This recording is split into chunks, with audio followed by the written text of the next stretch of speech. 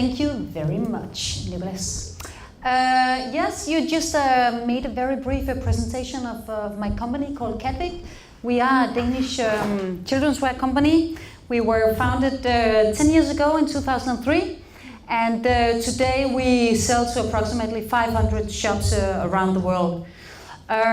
We have been working with sustainability for many years now, 7 years or something like that, and from the beginning we decided to work with sustainability on quite an ambitious level, and that has brought us to a nice status today, which is that we are among the pioneers when it comes to sustainable fashion in the world, which is nice, but I would say it's also not so nice because it tells something about CradlePeople, but it definitely tells a lot about our competitors in the textile industry.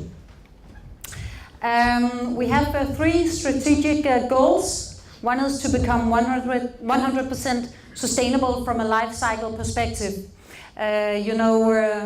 Being a sustainable fashion company is not only about making a t-shirt in organic cotton, it's also about what happens during transportation, wrapping, packaging, working conditions, but also very interesting what happens at home with people, because we know that over 50% of a piece of clothes footprint here in the world is actually made at home with the consumer.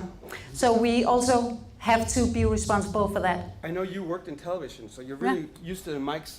Actually, take it a little down a bit. Yes, definitely. It's a little loud. Yeah. Okay, I will turn it down. Thank you. And away. Okay. So being 100% sustainable is quite a big task, and it's very important that the consumer learns about the difference of the cotton, the t-shirt made of organic cotton, and this life cycle perspective in textiles. Number 2, our goal is to prove to the industry that you can actually make money in a decent way. Today it seems like a paradox in most businesses, I guess, definitely in textile business. Most of the companies think that being sustainable is a necessary but very annoying add-on these days. You need to have it because it's a big global trend, but it's super annoying. It's a small department, sitting in a dark room somewhere in a floor far away, and making life much more difficult for the rest of the company, and definitely eating a lot of the profit.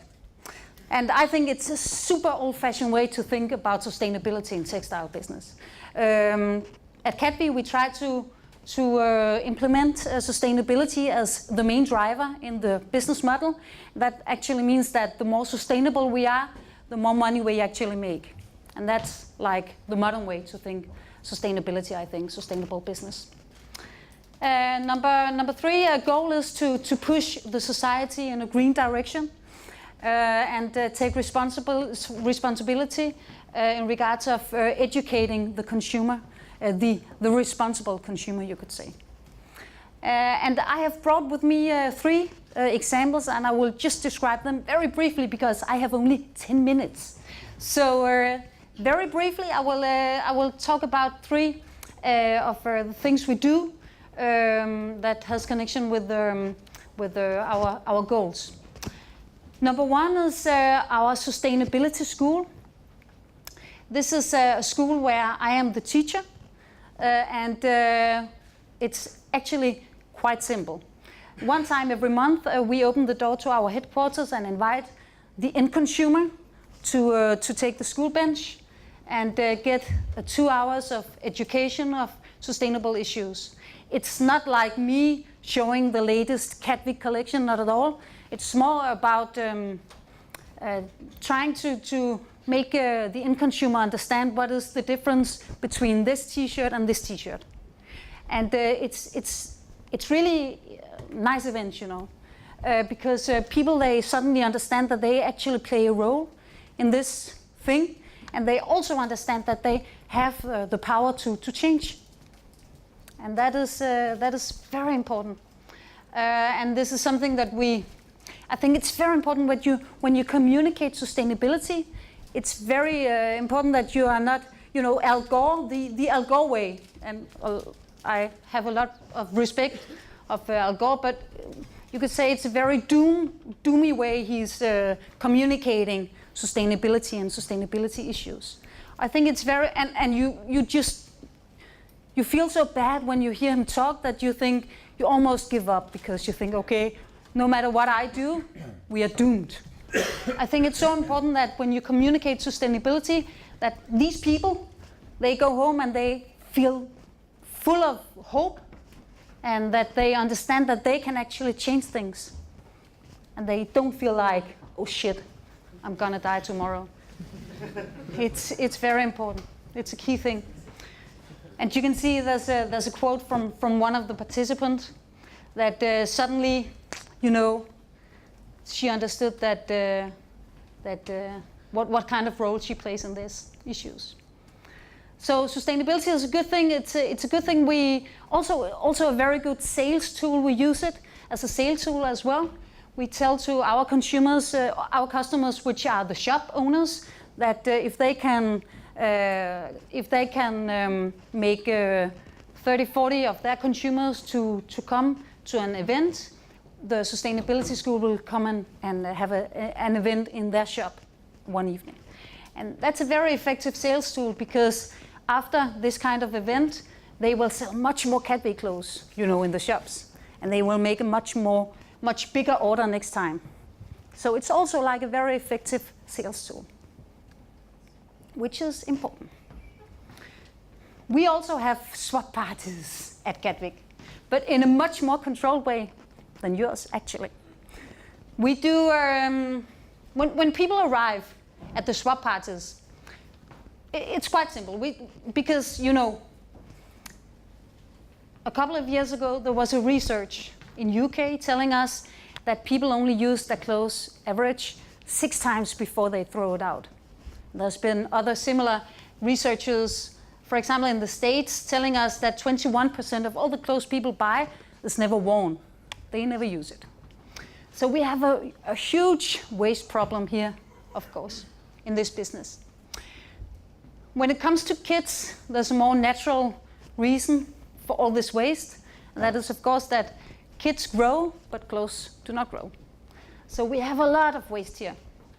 And this is one of the initiatives we have been developing in order to solve this problem. So Cat Swap Parties is basically an invitation. We tell the parents that take all the old Cat clothes from the shelves, which your kids cannot fit into anymore, and come to this event we facilitate. And swap with each other. And when they arrive, and this is where the control starts, or control you could call it, they take all the clothes and give it to a lady in the door, and she will count it. And we have like 3 categories for bibs and baby hats and small things. They will get 1 swap coin, and for bigger things 2 and up to 3 swap coins for like a heavy winter jacket or something like that. And then they maybe in the end have like 42 swap coins, and they can go in and buy for these swap coins. So it works very good, and I have exactly the same experiences as you talked about before. People are so happy. It's super fun to join this event, and it's really like it makes so much sense for people. It's so easy to understand why they are doing it, why they are participating, and they arrive with a bag full of clothes with no value, and they leave with a bag full of clothes with a lot of value. And it's super nice. We're trying to scale up this concept, so we are soon developing an open source concept, a bit like you actually, where we make the manual and all these things available for everybody. And we also were developing a thing in the clothes, there's care label in clothes telling us it's made like of cotton, and you could wash it at 60 degrees and things like that. And on the care label, we will add worth 2 swap coins or something like that, So people understand immediately that this piece of clothes actually has an extra value. And another quote from one of the participants shows us that suddenly this piece of Cadby clothes double in value for the people. And that is very nice, because they understand that it's almost like a voucher. They can swap it and swap it and swap it again. The last thing Nicolas always briefly touched, our leasing concept. And this is not reality yet. It will be hopefully next year. And it's also very much about the giant waste problem we have in textiles, in the textile business, it's about it's basically a leasing concept, you know. So again, it's an offer for parents, and they can lease clothes, and they can have it for, you know, the 2 months that their kids fit into the specific size. When the kid has grown, they return the clothes to us at Cadby and get a new bunch of clothes 1 size bigger. And the clothes we get back from the consumer is treated at a professional laundry, put back on the shelves in the warehouse, and is leased out again. And we did some studies which told us that the clothes can be leased out approximately 5-7 times, which also makes this quite an interesting business model. Because not only, suddenly we do not sell the bodysuit 1 time, but actually maybe 7 times. And this is actually what I started out saying, that if you can succeed in integrating sustainability as the driver in your business model, then you have a winner, I think. And this is a good example of that. Leasing is interesting also because it combines 3 of the biggest consumer trends we see at the moment, which is convenience, nice price point, and sustainability.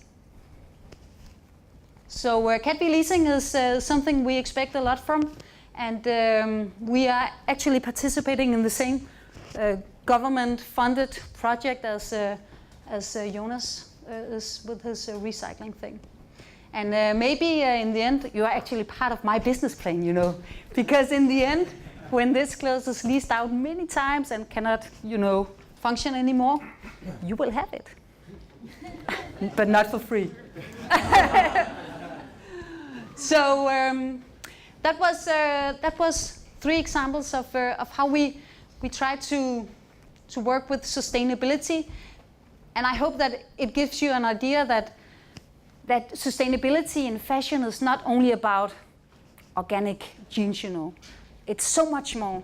There are so many possibilities, and we are so much in the beginning of the adventure. So it's just like being a kid in a candy store, you know, there are so many possibilities for us to develop. Yeah. Thank you, Vigga. Yeah, you're welcome.